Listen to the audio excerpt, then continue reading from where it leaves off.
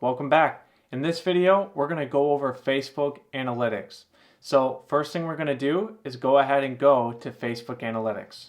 So how we do this again is once you're in your business settings overview page, you're going to come up here to the business tools dots. And now we're going back to that same analyze and report, but now we're going to analytics.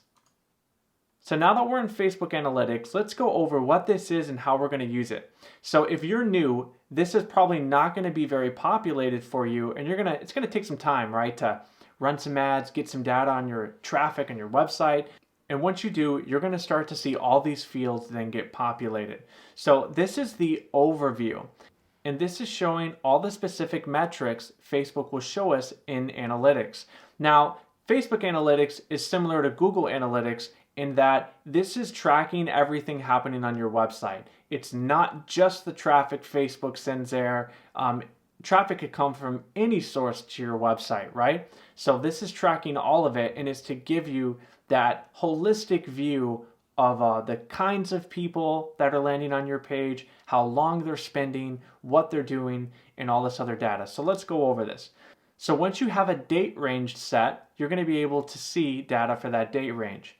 So we can see that in the past 28 days, we've had 468 new users, 539 unique users.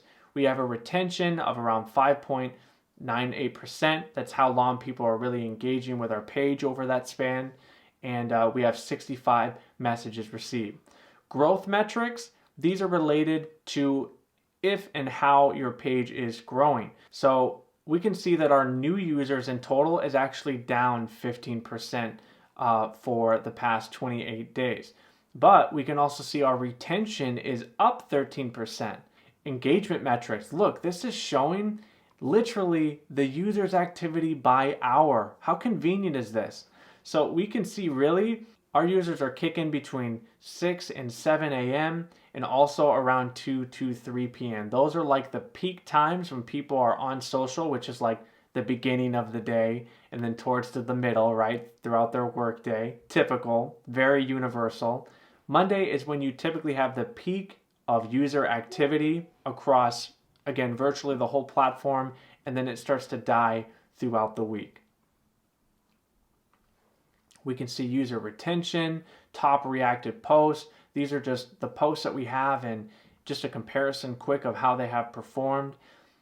Post reactions, shares, comments. You can go in here and see this overview for you. Now, coming here to dashboards.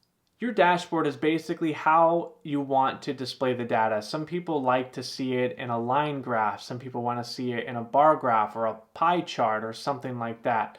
So if we just maybe made this one and just called it overview for the sake of example, and then once you do, you're going to be able to pick what type of dashboard you want to create and what type of data you want it really to show you. And so once you created one, you're going to then be able to go in and select the different event you want, and it's just going to show you how that looks in the particular way you told it to. And then you can actually come up to this corner here and you could change it in different ways.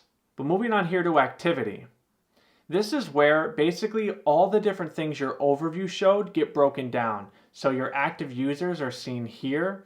You can see, say, your funnels, your retention, cohorts, another breakdown field. It's just ways for you to see the data, to divide the data, to look at it and draw different kinds of direction from it and what you want to do. I like looking at journeys and overlap because you get to see how customer interaction overlaps, say, between different devices. We can see here that by far most people are finding us on mobile, right, than they are on the computer. But there is this middle area as well where for this business, you actually design apparel for this business, so it's way easier on desktop. So that overlap is kind of big because users typically will start on their cell phone when they see the ad and then, hey, I'm going to design apparel, move to desktop. So this is key insight into your specific customer interactions on your website over just that holistic view of your business online.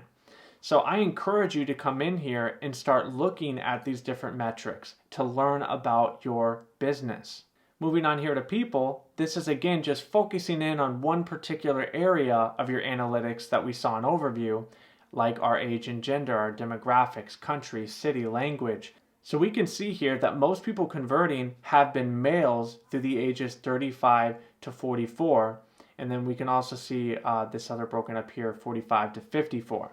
Hey, men between ages 35 to 44 are converting. They're the ones most engaging with me. So maybe I'm going to be appealing to them more than females, for example.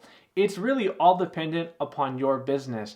But if you're not in here looking at the data, even trying to make sense of it, you're not going to be able to use it to, say, create better audiences.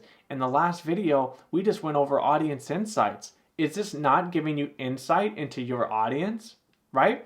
So when you get in here, you look at the data and you find what's important to you, right? What are you most focused on to convert customers? You're going to be ahead of your competitors. You're going to be ahead of the game because you are learning and improving from what you learn. All right. So we may go over this a little bit more in depth in a later video, but for now, this is the Facebook Analytics tool. It divides your data up and gives you some good insight. Get in there and start using it, all right?